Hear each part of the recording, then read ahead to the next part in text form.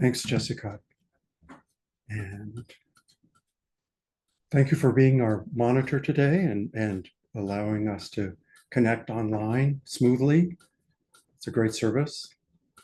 Thanks to our teacher, Flint, who's not here today, but will be soon to host inquiry.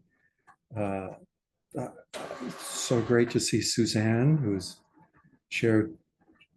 led inquiry so beautifully, and so great to see Trudy and Josh sitting under their seascapes and what looks like their parlor or living room or whatever you call it in England, and in a much more restful place than I heard about recently.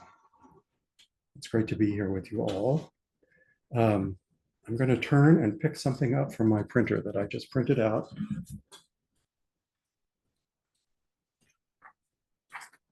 Well, it's still going, so I'm going to have to read from the screen. This is an example of what I'm going to talk about today, which is about mistakes I make, and then some general thoughts about the relationships of teachers and students on the Buddhist path. And then the big question, how to learn from mistakes. And I'm going to close with a plea for your help in advice on how to learn from mistakes. So I've heard that children learn best by imitation.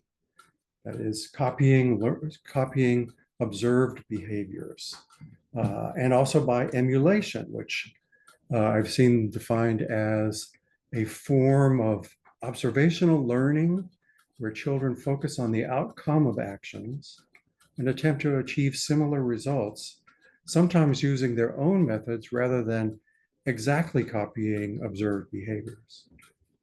So not anybody who's been around children, certainly any parents, will know that words are not that important compared to what you show by your actions. I think that Dogen Zenji must have had imitation and emulation in mind when he made his famous statement that being a Zen priest is one continuous mistake.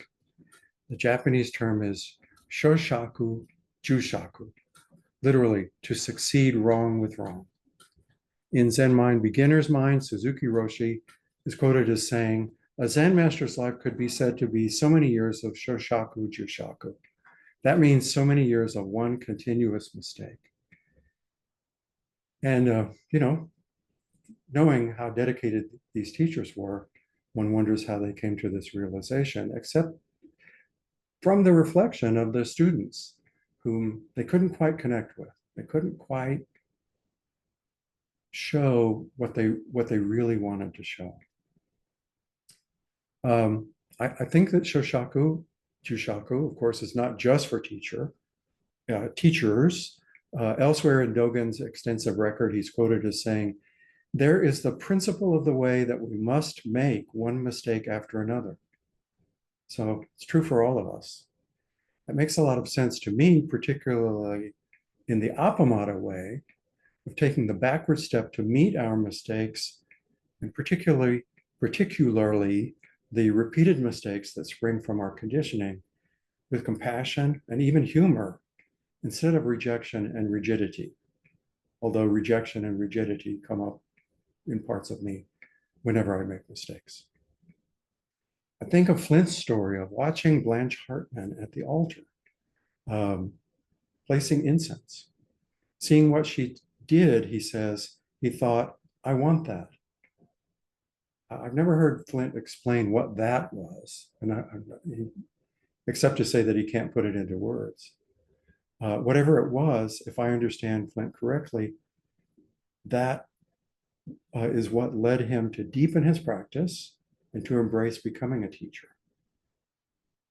There's an essay on the Upaya website. It's unsigned, but I think it may be by Joan Halifax, in which she quotes Tracy France from her book, My Year of Dirt and Water. And she said, in the book, Tracy France writes, there's a word, Maoi, which shows up a lot in Zen Buddhist writings. The dictionary will tell you that it means delusion or confusion or the state of being lost. For years, I read it without much thought. It's sometimes used as the opposite of enlightenment, delusion. So I read it that way. And since enlightenment seemed a lot more interesting than being lost, I figured that's where I should place my attention. But there are different ways of being lost. There is more than one kind of myogi.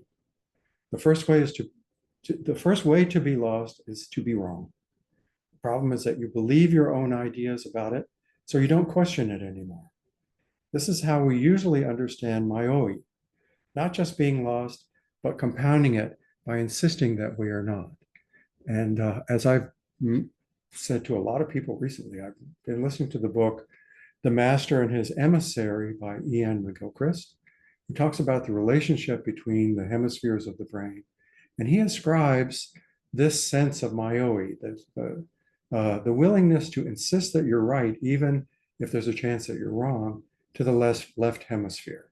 And the openness to being willing to recognize that as a faculty that is associated with the right hemisphere of the brain. And I'll just step away from that and go back to the quote. The second way to be lost is to know deeply that you do not know where you are. And this is, I think, related to the right hemisphere, which takes things globally, but is willing to exist in the context rather than in the details. To know deeply that you do not know where you are, or that you do not know how to get where you are going, or that you don't know the answer. Teachers are everywhere, however. Clues are everywhere. It can be frustrating, even scary, but it's also very thorough.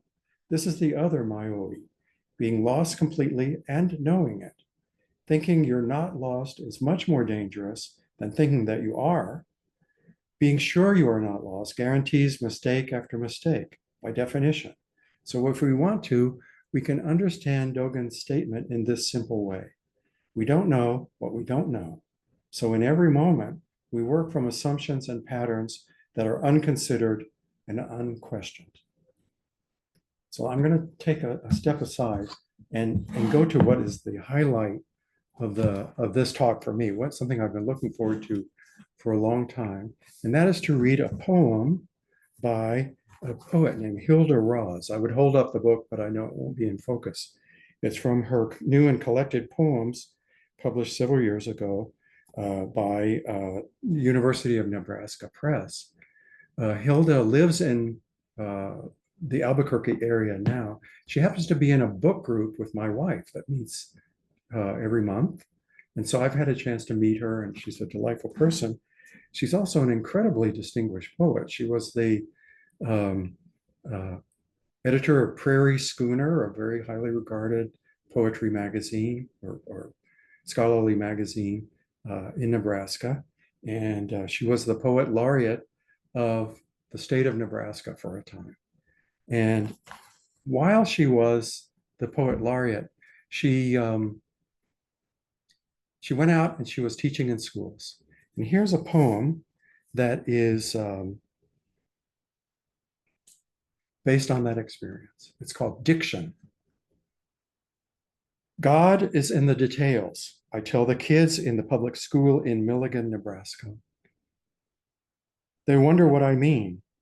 I tell them, look out the window at the spring fields, the mud coming up just to the knee of the small pig in the far pasture. They tell me it's not a knee, but a hock. And I hadn't ought to say things I know nothing about. I say the light on the mud is pure chalcedony. I'm sure I'm pronouncing that word wrong. Chalcedony, I don't know. The light on the mud is pure chalcedony. They say the mud killed 2 cows over the weekend. I tell them the pig is alive and the spring trees are standing in a green haze. They tell me school is out in a week and they have to plant. The grain elevator at the end of Main Street stretches out her blue arms. The kids say, shoots. So I want that. I want this way of being able to reflect on mistakes in this open way that shows honestly the mistakes that are made, and that I can live with them and not have to be so self-protective. Although parts of me really want me to be self-protective, as you can imagine, possibly. So, and indeed, I think that the willingness to be seen while making mistake after mistake is pretty much the best thing I have to offer in my role as a entrusted teacher at Appamata.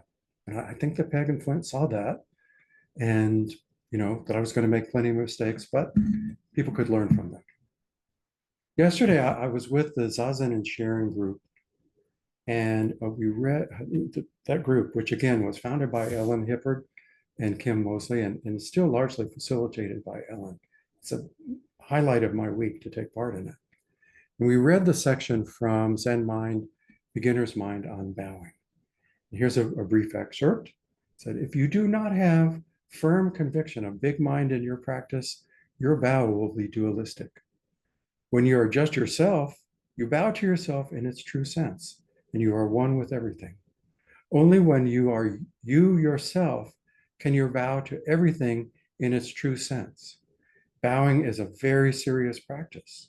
You should be prepared to bow even in your last moment.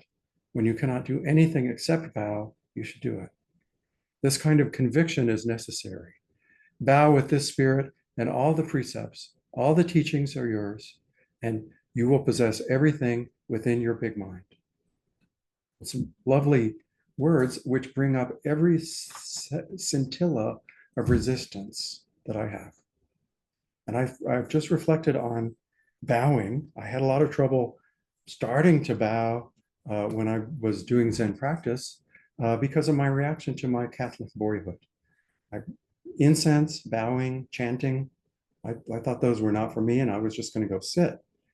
I remember early on in my days at Appamata talking about this with Peg. And she said, well, of course, you're a Catholic boy. You're going to resist that. You're going to have that resistance. But go ahead and try it and just see what comes up. So I did. I used to emulate or try to imitate Peg's way of bowing, which is very fluid at that time. This was like 18 years ago. And I know that things have changed for her as she has aged, as they have for me as I have gotten older. I also had the example of other Sangha members. I'm thinking particularly of a couple people, Todd Bankler, who is a former gymnast, who bows so beautifully. And there were other people who were yoga teachers, and again, very beautiful. And I really wanted to be able to emulate that. I never could. And this came to a real kind of focus for me during the early time of the pandemic. There were days during the week when only one person could come into the Appamata Zendo, and so I was often there one or even more days a week to open the Zendo and to lead the sitting and the service. And the bowing at the end, I would be so creaky. I would, instead of flowing carefully to the floor, I would thump onto the floor, and I would make all kinds of weird noises, gasping for breath, and it was just awful. And I just, why do I have to be so self-focused? I'm just going to go ahead and do this, and just proceed from there. So again, I think that may have something to do with the guidance that Suzuki Roshi and Dogen Zenji have to offer. You're going to make mistakes. If you cling to your preconceived notions, you're guaranteed to be making mistakes. And if you recognize that you're likely to be making mistakes and still go ahead with a willingness to look stupid while you're doing some things, that may actually help. So that's why I want to say I'm never single-minded when I bow. all my resistance comes up, and yet it's worth doing. Let me close with a plea and ask you to come forward, if you would, with this in mind. Not what do you learn from mistakes, but how do you learn from mistakes? What is the path? What is the way that you meet yourself in all your resistance and still are able to move forward on the path? So, thank you.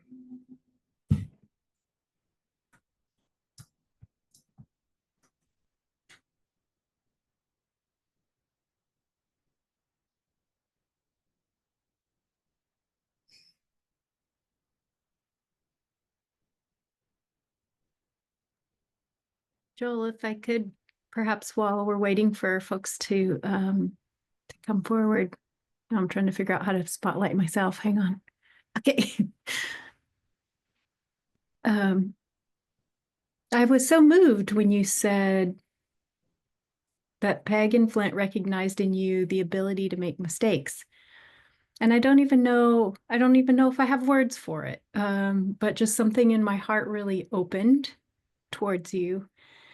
And I've told you this memory before, but when we first started sitting together around 2012, I for some reason it was really comforting for me to hear you clear your throat during zazen.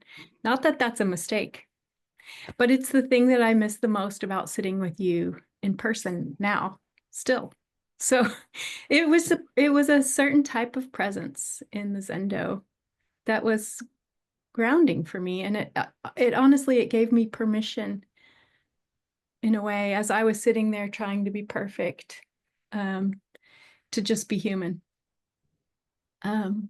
So those are the best words that I can come up with about it, but there's a lot of feeling for me thinking about how you lead and how your presence gives me permission to be myself. So I see Suzanne is here, so I will bow to that. Thank you. Suzanne. Thank you, Jessica. What a generous way of meeting my constant body noises of throat clearing and sniffling and all that stuff. Suzanne, welcome. Hello, Joel. First of all, I want to thank Jessica. That was such a sweet message. I'm very touched by it. That expression between that she gets from you, and I would agree with it. Although I have not heard you clear your throat, maybe there's something really, really enlivening about it. But, well, I want to thank you so much for this, Joel, because it follows an experience I had yesterday. I'm reading a book that at the end of every essay, there's a prompt. And yesterday's prompt was to respond to the question, if people really knew me, they would know. And then we were to finish that sentence. Well, I ended up with a page full of items. And at the end of finishing this page, I realized, oh, these are all things that I fear people knowing about me. That's kind of odd. But I sat with it for a while. And then what came next was, oh, these are all the things I can turn toward myself with compassion and love myself in them all, rather than be critical or turn away or wish I didn't feel that way, or nothing like that, but that it really was an opportunity to turn toward the whole of me with compassion and love. And your message of mistake after mistake was just perfect about that. Yeah. That's exactly, I think, another step on the path here is turning toward ourselves with our, what we might name as a mistake or as a failure, and go, okay, that just shows me that I'm a full human being. That's all. Yeah. And if I need to respond to it in some way, or if it's involved another person, I would need to go to the other person. But if it's if it's myself, I need to turn toward myself as well. That's so well said. I'm thinking of the lessons from the right use of power, and the opportunity that making mistakes, either in an up power position or a down power position, primarily because I think that's the focus of the right use of power, from the up power position to acknowledge mistakes. And I'm just thinking of, like, my wife's name is Laura. I'm thinking of having a fight with Laura and then going back and acknowledging how I misstepped, how I it took the part for the whole, and want to get back to communication. And that the opportunity for that, as Peg and Flint have said many times, is what makes a relationship. It's not being right all the time. It's not making mistakes, but acknowledging them and then working together to understand them and to open communication about them, and to just open new paths of communication, even where there may be things that you fear that other people see about you. And that's a beautiful phrase that you used. Yeah. Well, thank you so much, Joel. Thank you.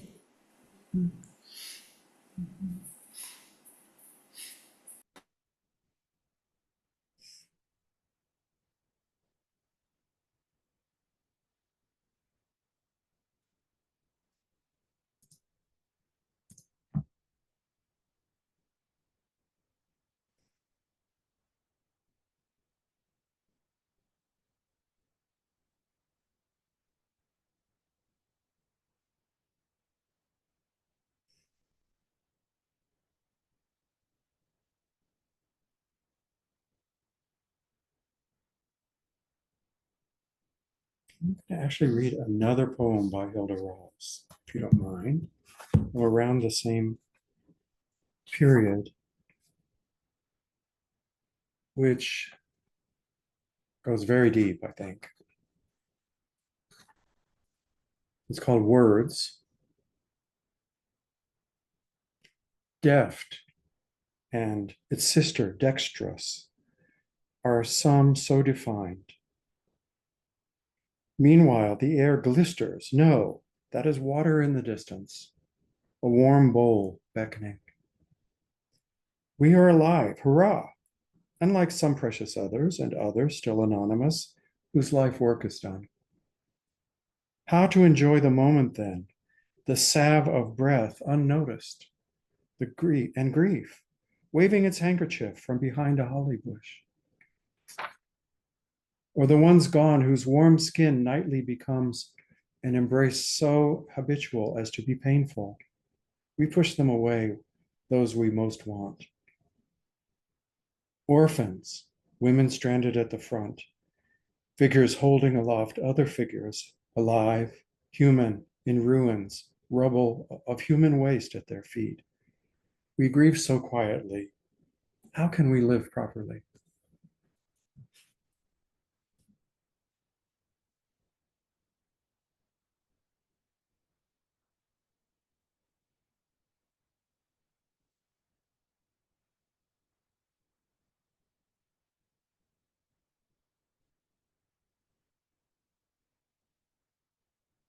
Rosemary?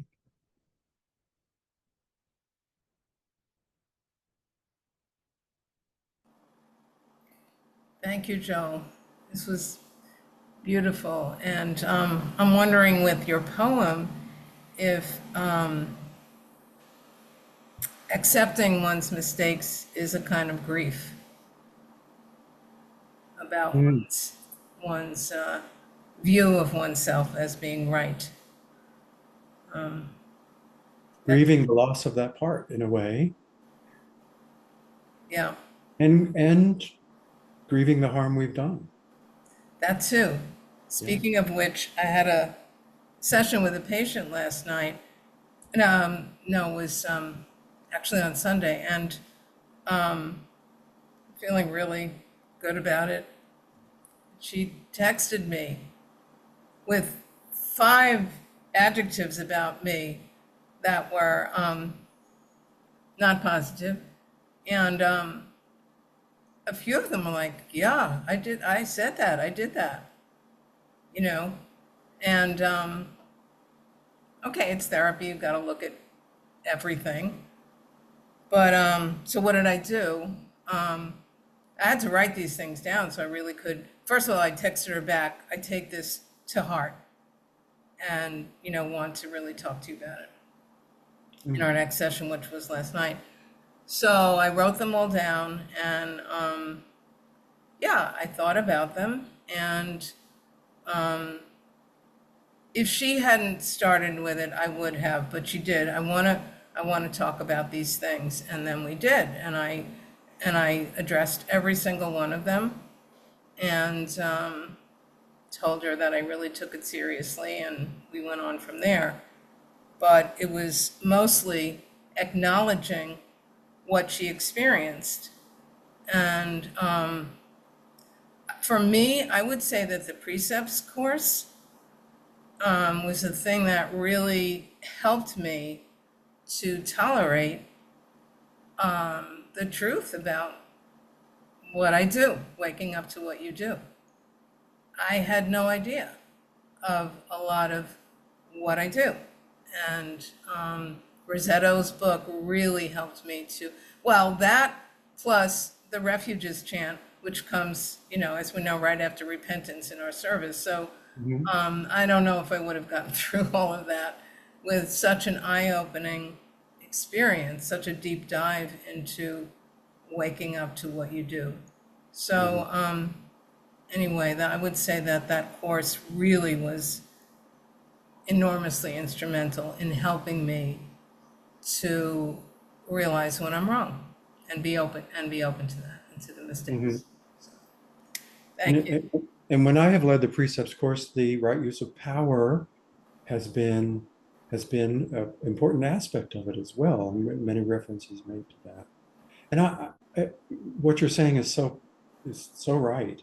And to think of, I mean, you saying this now, this is just one of many examples of people for me to emulate, you know, to use my own pathway to see what you are seeing, and that it is possible to connect with another person and to be honest about yourself, and in a loving way toward yourself and toward the other person.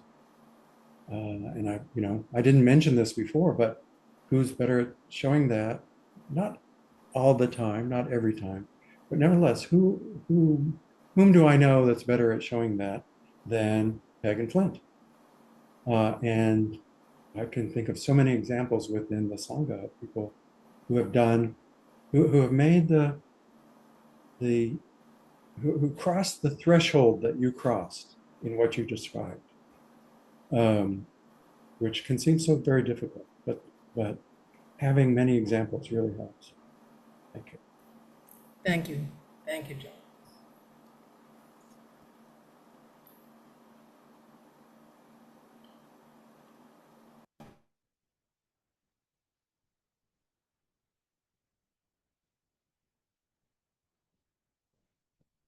Lynn.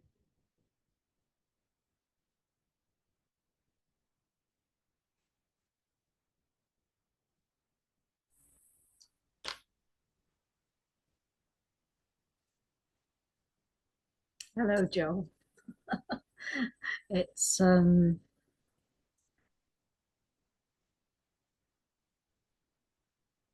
really lovely to listen to you and for you to offer or talk about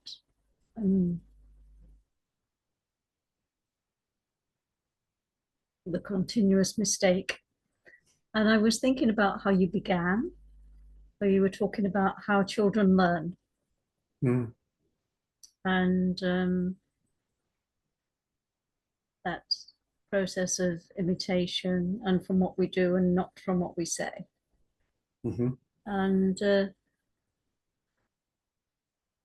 that really, reminds me and opens my heart to, well, what would I want them to learn about being human? And I wouldn't want them to think they had to be perfect. And I wouldn't want them to think that they cannot make mistakes. And it feels like, allowing ourselves to be the adult Mm. who is willing to say, I got this wrong, or this is not how I wanted to express it, or to do what Rosemary was saying, to say, yes, this is, I think is, for children, is a great offering. Is a great expression of actually being human, is simply trying things out.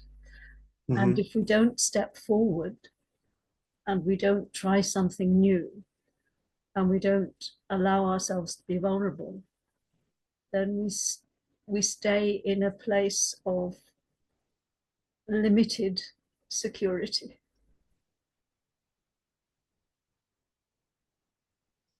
So that felt to me really offers me the compassion for myself in the process of actually, making what we call a mistake. Mhm. It's just a name, isn't it, for trying something and somehow it not really going the way we wanted it to go.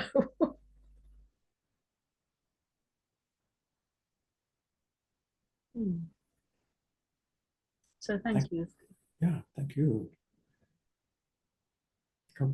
Self-compassion. There's a way in which waking up is completely intertwined with growing up, and growing up means that you have to have compassion for continuous mistakes. That's what I'm hearing in what you say, and that's what makes you a good teacher for children, and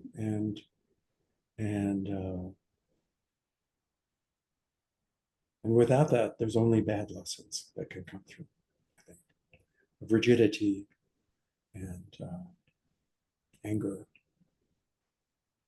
which arise, but acknowledged can be brought into a bigger container. And for me, that's the big lesson. Is that as Suzuki Roshi points to, even when you know you're bowing wrong, if you're in the bigger container, if you're in your bigger mind, it's not wrong. It is awakening. Thank you. Thank you for that. Thank you. Thank you.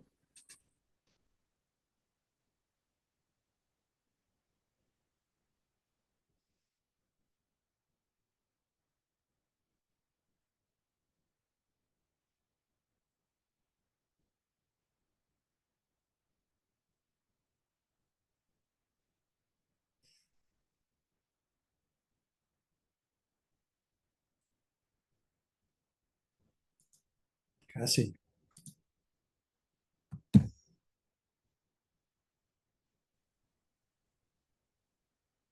Hi, Joel. Thank you for bringing this forward today. And what every single person has brought up. And I noticed within myself of wanting to put forward an illusion of myself, an illusion of practice, an illusion of these different things that I was writing an email this morning that that I'm not just sitting in the mud, slapping the mud to hear the sound of the slap.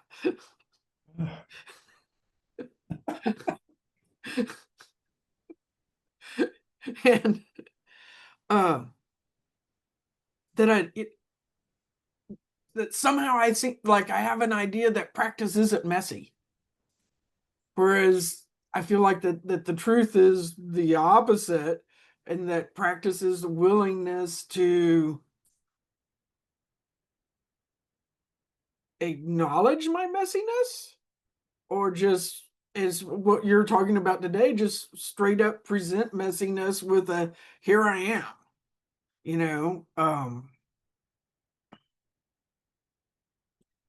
And that's a struggle for me, to just really show up.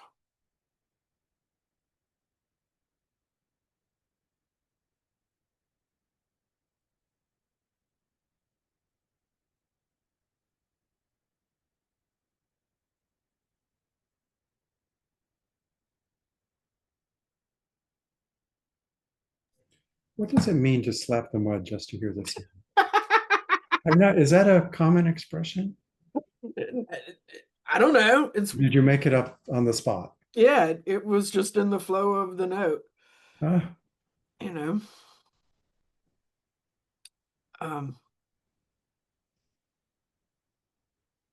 Yeah, I guess, you know, and if I let it go like through my judging mind, like I think about how society views Zen practice of, oh, we're being pristine and we're being calm, and you know, this is the presented iconography of that.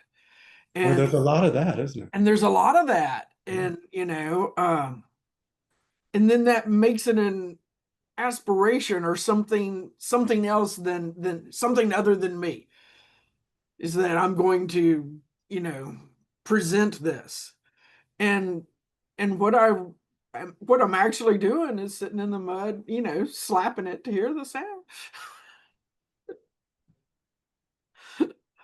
um and there's probably some connective thought in there that I want to get to, but I can't, or it's not coming up for me now, other than I'm willing to show up and be a mess, and to let that messiness be the connection instead Well, I'm hearing- of and I'm hearing joy in using the place that you're in slapping the mud for the sound. That's a joy. I've done that.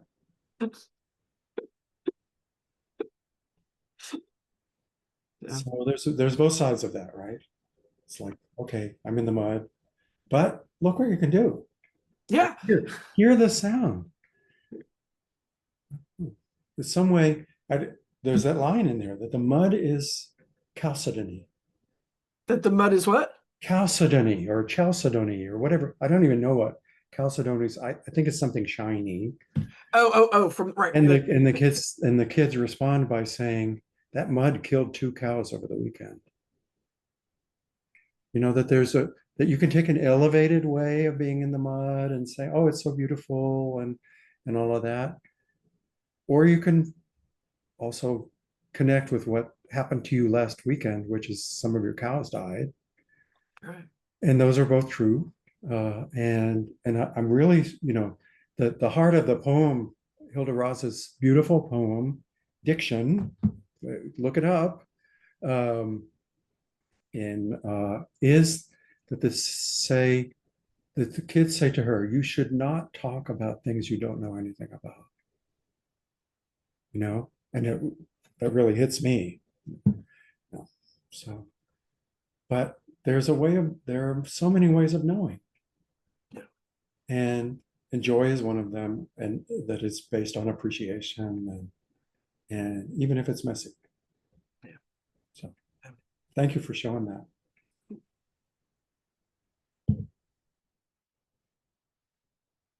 Hi, Leslie.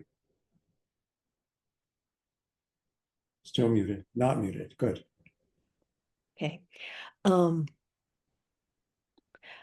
love this topic, and so many things come up around it, and I'm loving what everybody's talking about. One of the things that kind of comes for me is this whole idea of feeling like I need to be better than I really am, or I'm going to get judged or criticized, right? So, you know, which is kind of the heart of what we're talking about here, Mhm. how strong that can be. Mm. And one of the things I really love about Appamada is that I make a lot of mistakes and nobody's ever judged me or criticized me. They've just gently steered me into, how to do it right.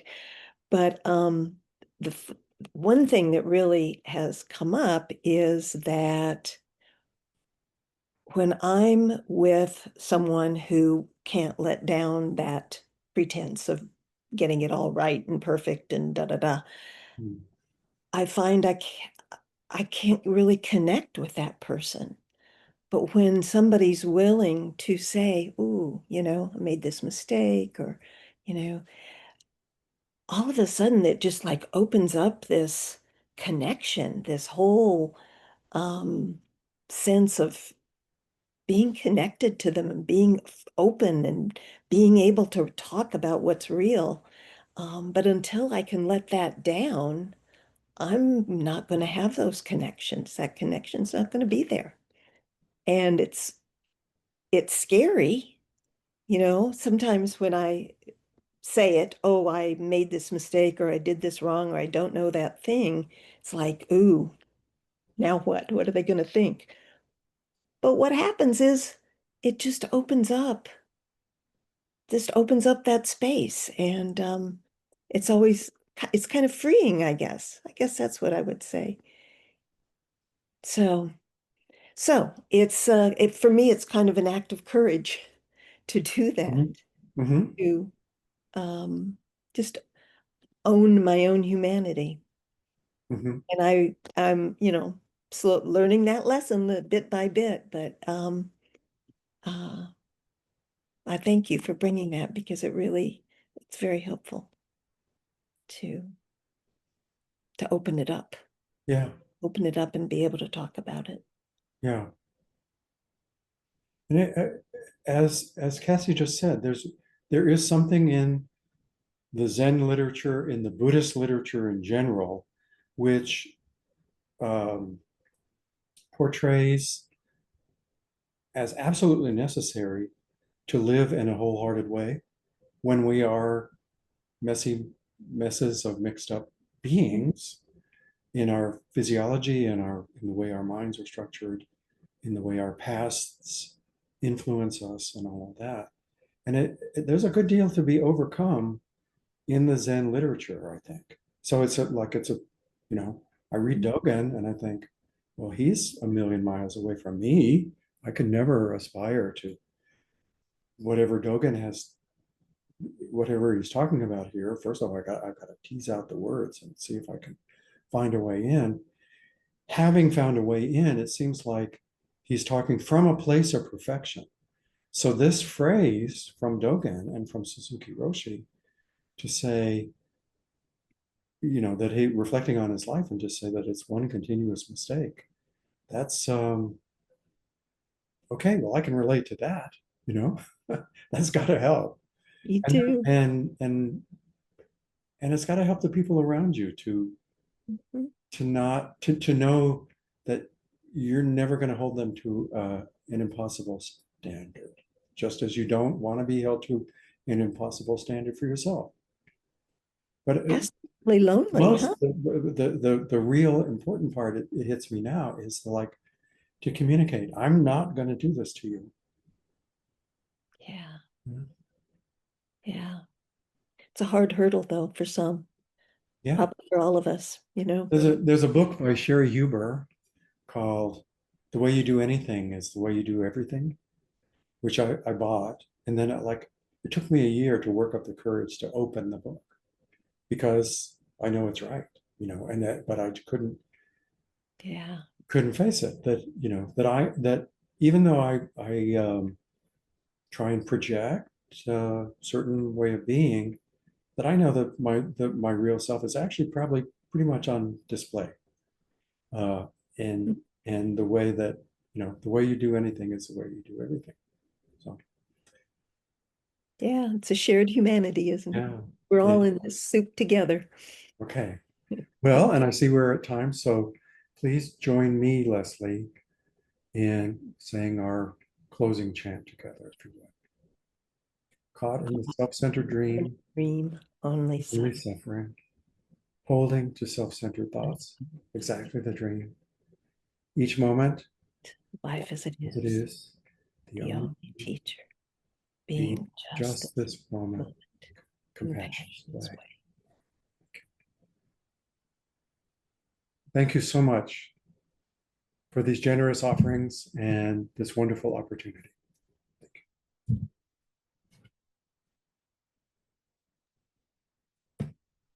Thank you so much, Joel, and thank you everyone for all that you've offered today. Appamada's programs and facilities are supported through your generosity, and your support makes a huge difference. There's a link in the chat if you'd like to make an online contribution. Welcome you to do that. And if you'd like to stay around and chat on the porch, well, stay. Thank you.